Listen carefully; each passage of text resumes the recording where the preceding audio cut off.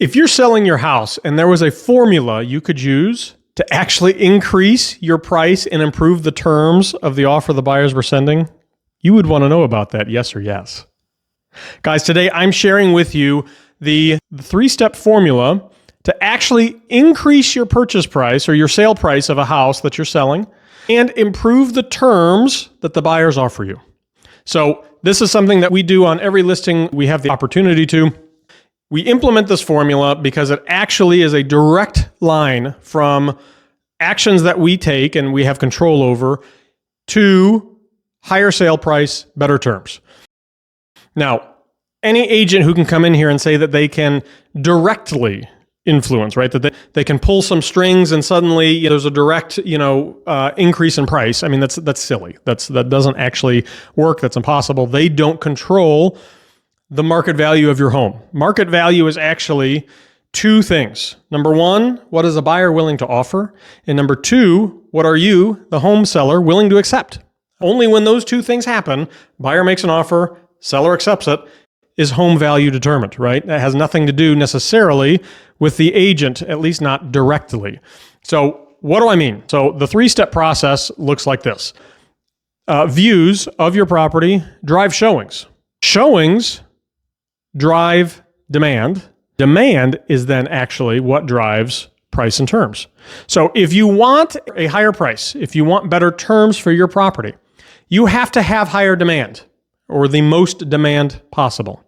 Well, how do you do that? Well, you get showings. Well, how do you get showings? You get views on the property. Now, this is where I think the real estate industry breaks down for most consumers, is that when an agent lists a home, they only do it on the MLS, the multiple listing service. That is the database where most real estate agents will put their properties for sale. They put them in the MLS, and without the agent lifting a finger, those properties then all poured out to Zillow, Realtor.com, Redfin, Homes.com, all of those types of home search websites.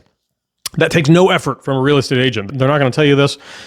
That is their entire marketing strategy. It does all the lifting, not just the heavy lifting, but all of the lifting is done by the MLS. Now, we've gone a couple steps further, and we realize that in a 2024, 2025, 2026 world, there's a way that we can actually circumvent that MLS and get directly to the people who would be interested in the homes that we are marketing. This is important, guys, because when you're on those home search sites, like Zillow or Realtor.com or Redfin, the way that people tend to search for homes is they will search for a city. And if they're searching for that city in, say, a neighboring city to yours, your home will never show up because they're only filtering their results by that city that they're searching for. So, just like every other industry, by the way, those other industries will proactively market their properties or their products, rather, to get them in front of the eyeballs of the likely consumers for their product. For some reason, real estate has missed that boat that every other industry has done for, the last century.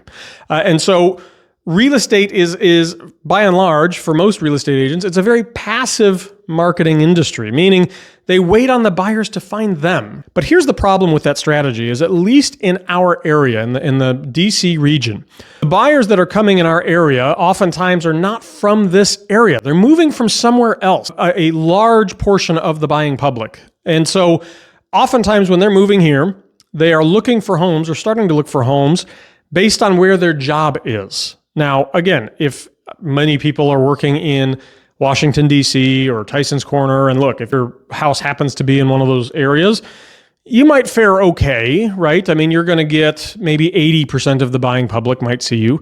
But again, if you're not in one of those areas, if you're in an outlying area, an outlying suburb, right?